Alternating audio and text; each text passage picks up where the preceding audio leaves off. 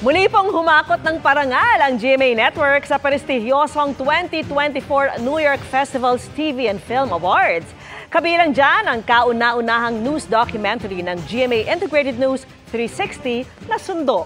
Nakatutok si Mav Gonzalez.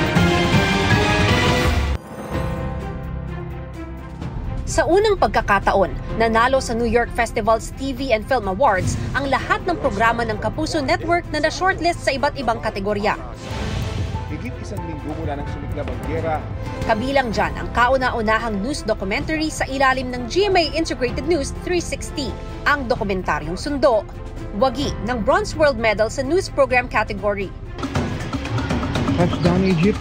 Hatid ng mga veteranong mamamahayag na sina Rafi Tima, ligtas na sila, pero yung mga bahay na pinuntahan namin. At JP Soriano. Nakakarinig sa pinaglang putok. Kasama ang video journalist na si Kim Sora. Kuya Kim! Kuya Kim!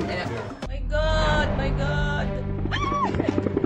Apektado ang marami nating kababayan. Buong puwersang inilahad ang istorya at karanasan ng mga naipit nating kababayan sa giyera sa pagitan ng Israel at Hamas.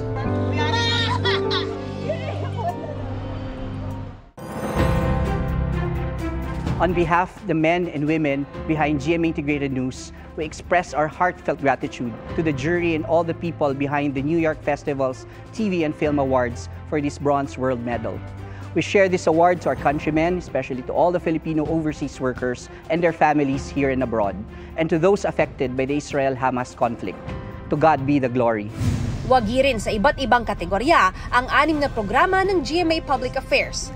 Humakot ng parangal ang The Atom Araujo Specials, kung saan gold medalist ang dokumentaryo nitong Batas Bata para sa Social Justice category.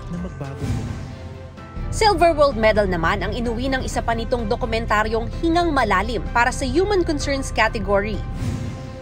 Nag-uwi rin ng 3 World Medal ang flagship documentary program ng GMA Public Affairs na Eyewitness. Silver medalist para sa Social Issues category ang dokumentaryo ni Atom Araujo na Bawat Barya. Bronze World Medal ang mga dokumentaryo ni Howie Severino na Boat to School para sa Heroes category at ang docu kong Sisid sa Putik para sa Community Portraits category.